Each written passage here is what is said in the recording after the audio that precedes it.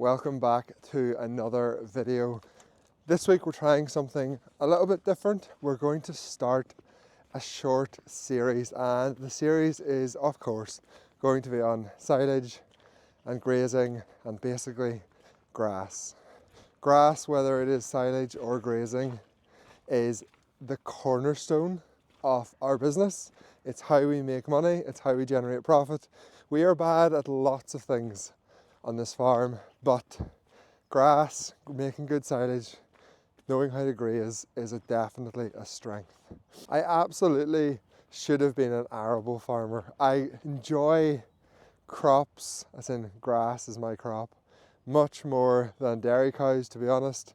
And indeed, part of the business plan going forward over the next decade on this farm is not to keep any more cows, but to add an arable enterprise, even though where I live is extremely challenging for arable.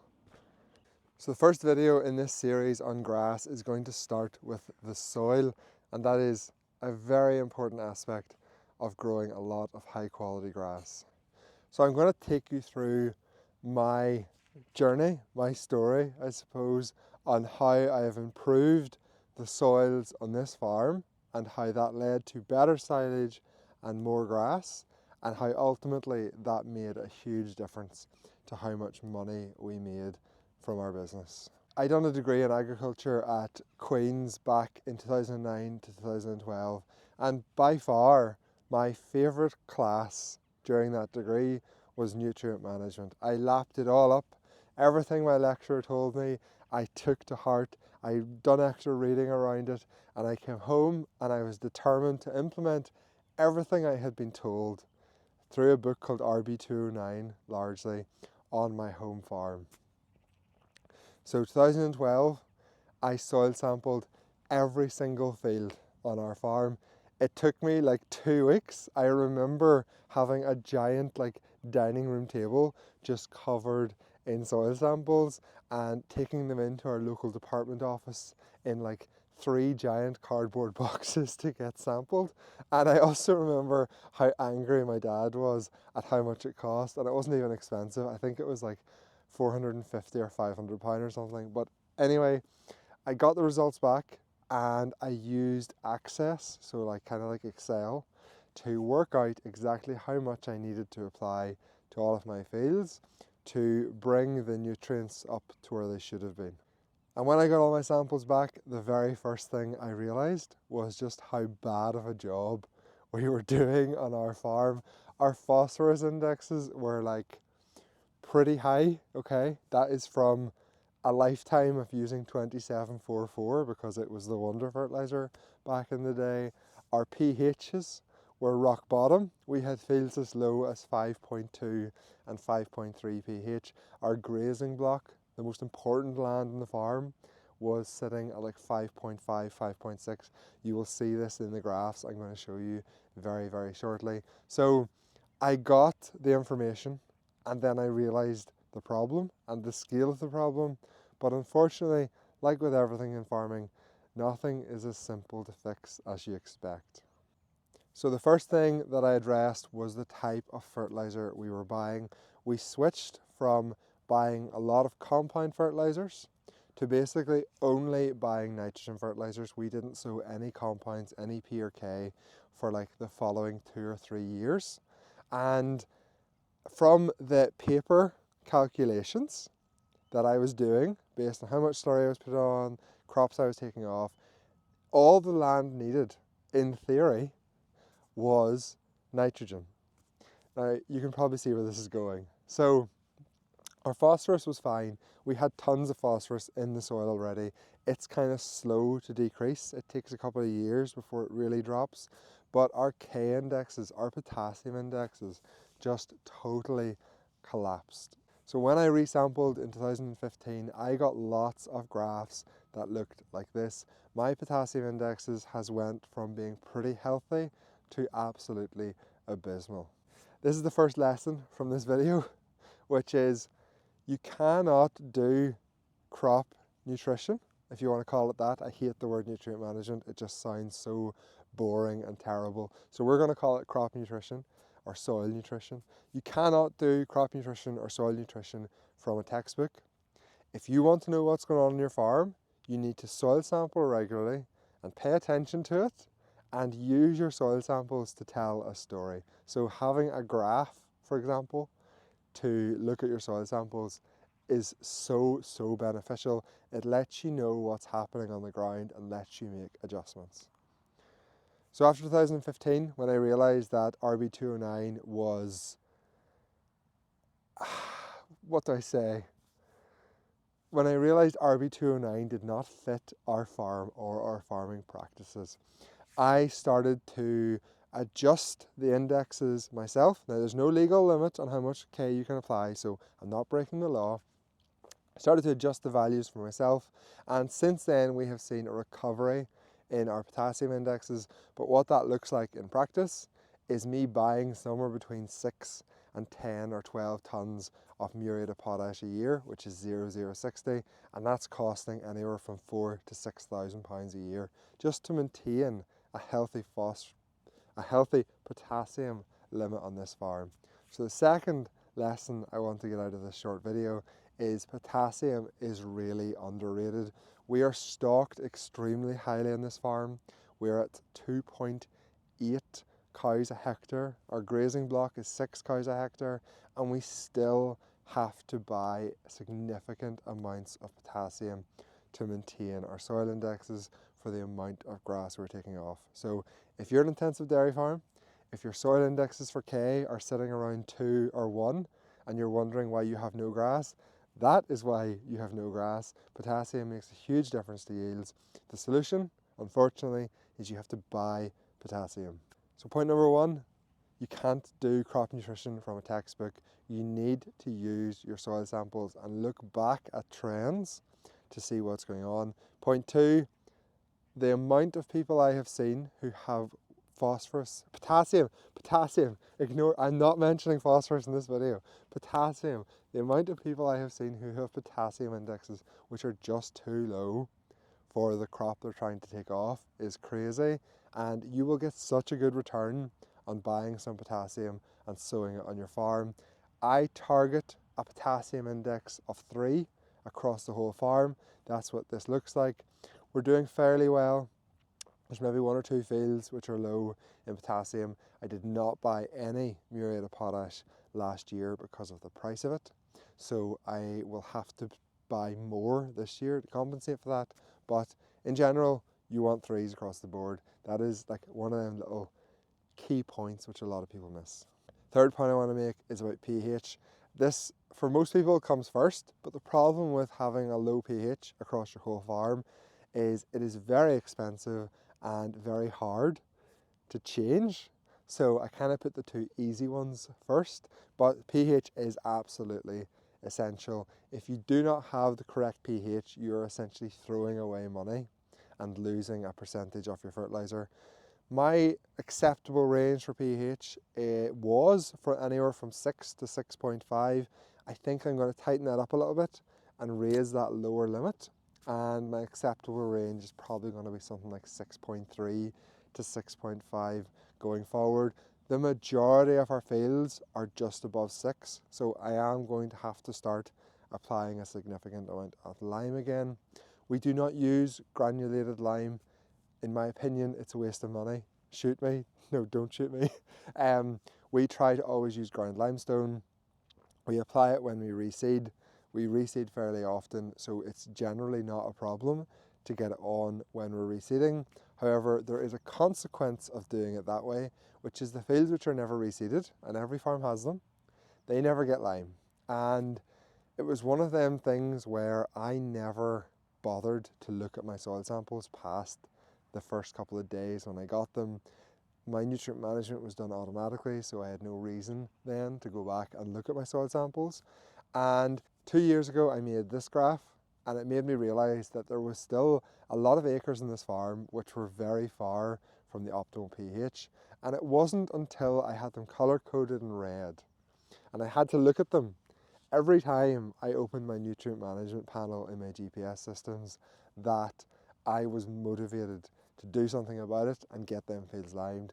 And 2 years ago, 2022, I limed every single field in the farm that needed it. I didn't plough them, I didn't reseed them, I just went in with lime and applied it on top in the springtime. They have not been sampled since, they will be sampled this year, so it'll be really interesting to see the pH graph in the next month when I get my soil samples back. I do have a graph similar for phosphorus. It shows that my phosphorus indexes are pretty uniform. They're at the target level, which for me is 2 or 3. I'm happy with 2 or 3s. We have seen a reduction in phosphorus basically across the farm over the last few years, and I have sort of stabilised it at where it should be. If you're wondering what is making all of these graphs and charts, that is a feature in my tractor GPS systems.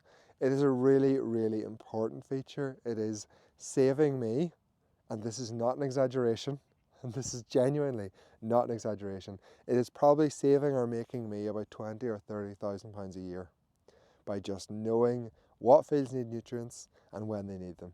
For example, one of the most useful things that I've added to my nutrient management, I shouldn't call it that, my crop nutrition package, is that when I sow a field of fertiliser and I save the nitrogen application record to the database, I then have a map which shows me which fields have run out of nitrogen, which fields are close to running out of nitrogen, and which fields have enough nitrogen. And I cannot tell you how useful that feature alone is for keeping on top of where you need to put your net fertiliser to get the most return.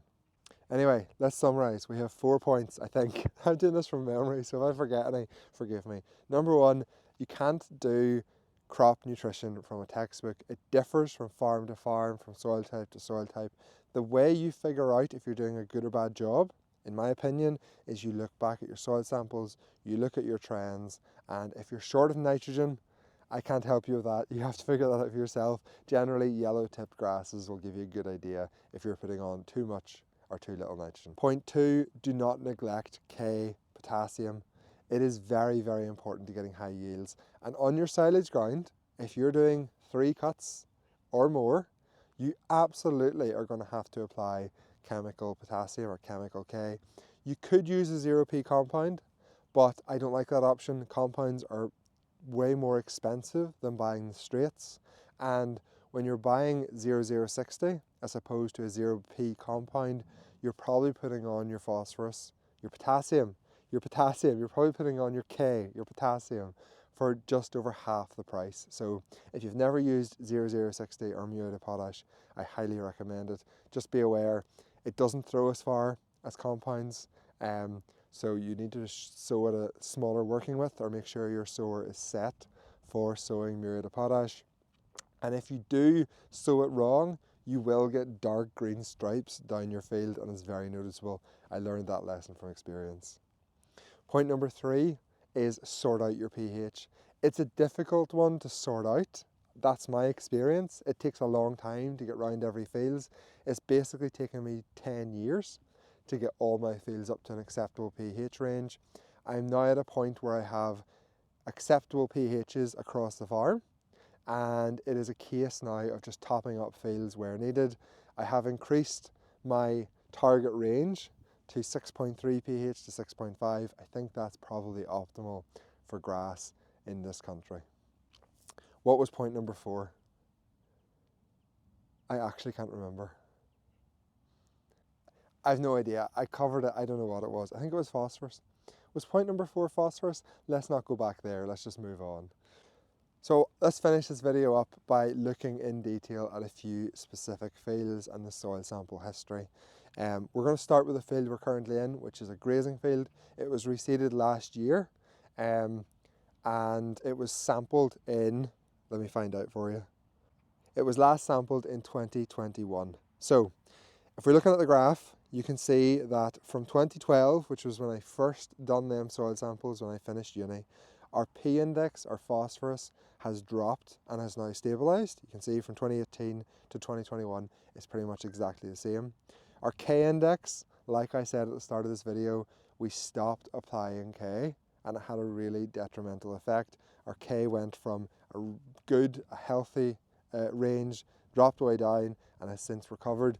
I do sometimes sow potassium on our grazing block. Even though it's grazed, I still find that I'm having to sow some potassium. It might only be one application every 3 years, but I am finding that. You can even see that on this graph from 2018 to 2021, it started to creep down again. We'll see what this sample's like this year. Final bit on this graph, which is the starkest, looks the biggest difference, is our pH. When I came home, this field right behind the farm, which is essential to graze our cows, was a 5.3 pH. It got reseeded, it got limed, it recovered the pH, and we have been stabilising it now between 6.2 and 6.5. This graph is from the field just the other side of the hedge. It's another grazing field, exactly the same story.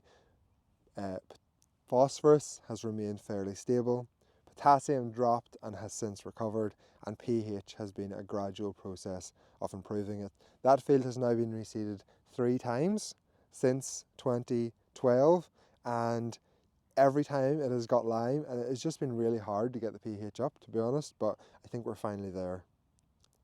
Let's very quickly look at some silage fields. It's a similar story, but not exactly the same. The phosphorus indexes on all of our silage ground are much lower. They do not get anywhere near as much manure from the dairy cows. Potassium, same trend as I mentioned in at the start of the video, dropped off a cliff, has since stabilised. Keeping the levels of potassium in our silage ground is difficult. We struggle with it. And again, pH stabilised at around that 6.2. That big Italian field, I did actually variably soil sample it back in like 2017. I thought it might be an interesting idea. There was very little variance across the field. I haven't done that since. And this is the payoff to paying attention to your soil and making sure your grass has a good foundation to grow. As I said, this field was reseeded last year, and this is the cover of grass we currently have on the 12th of January. And I know this was only a fresh reseed, so you're going to expect a lot of perennials, but if the pH was not correct, if the potassium was not correct in this field, we would have already lost a significant amount of our perennial ryegrasses. But because the soil is the correct pH and has enough nutrients, we have maintained lots of perennial ryegrasses in this field, and that is the goal, to keep your perennial ryegrasses and to avoid letting weed grasses take over. So how do I bring this all back to money and profit? Because that is all that really matters on a dairy farm. And I want to use this graph to illustrate the point, I suppose. This is our milk sales, so how much we send down the lane, how much we get paid for. And we've managed to increase our milk sales from the same number of cows by about 250,000 litres over the last 7 or 8 years. And as you can see from this graph, the vast majority of that has come in the springtime. What's been the big change in the springtime? We're getting our cows out earlier onto good covers of grazed grass, and the grazed grass is much better quality. How is that happening? With lots of reseeding. We can get on earlier with fertiliser. We've got more perennial ryegrasses. The soil indexes are better. We have more potassium. We have enough phosphorus. The two are just too similar. And we have a correct pH. So because we have the grass to graze, and because our ground has been ploughed frequently, is less compacted, can drain freer, we can actually get the cows out. That allows us to get all that extra milk, which is direct in your milk check, money in your bank. Exactly the same thing applies for silage ground. If you want to cut early to get good quality grass, you have to have grass there to cut. You cannot cut first week of May if there's nothing on your fields. So to plan to cut early and to make high quality first cut silage, what you need to be doing is getting fertiliser on in February, getting your slurry on as soon as possible in February, and growing a really good crop of grass to cut at the start of May. And again, the financial implications of making really high quality, good silage cannot be overstated for our farm. When I came home in 2012, we were taking 0 litres from forage. It was actually minus 80 litres. So what that means is all of the grass we grazed, all of the silage we fed our cows, it was just to maintain the cow. It was to grow a calf and keep the cow warm and give her energy to move. We got all of our milk from meal or concentrates. Today, we're sitting at about 3,500 litres of milk coming from grazed grass and from silage. So that is 3,500 litres, which is well over £1,000 per cow per year. So £180,000 of milk that we are supplying the energy for from grass that 10 years ago was having to come from purchased feed. The scales of the numbers are crazy. So let's summarize this video really quickly. Number one, don't try to do this off a book. You have to do it off your farm. Every farm is different. You need to use your soil samples and look at trends. Point two, potassium, K, got it right this time, is almost always underappreciated. People do not pay enough attention to it. People are not willing to spend the money to bring potassium indexes up to where they should be, which in my opinion is an index 3. But the return on doing that is absolutely there. So I would highly encourage people to do that. Point number 3, pH is absolutely essential. Everyone says this all the time. It is difficult to bring all your farm up. Don't think you're going to do it overnight, okay?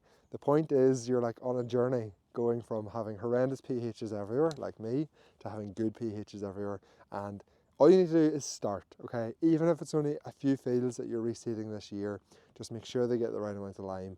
It'll make a big difference. And the final point I want to get across is the financial returns from paying attention to your nutrient management, or crop nutrition as I prefer, is massive. Do not underestimate it. If you want to make more money and you're not paying attention to your soil samples, you're not trying to work out what fields need what fertilizer, you're not keeping track particularly carefully of how much nitrogen each field gets, it's absolutely worth doing and I highly recommend it. Hopefully you enjoyed that little summary of my journey with soil samples and how I have changed my practices, changed what I've been doing and the results I've got from it. If you enjoyed this video, give me a like, I would very much appreciate it. Subscribe if you want to see the rest of this series on growing high quality grazing grass and high quality silage. I'm not an expert on anything. I am good at grazing and silage. I am bad at lots of things in farming, but hopefully someone got something useful out of this video. And if you have any questions or any comments, leave them down below. Otherwise, I will see you next week.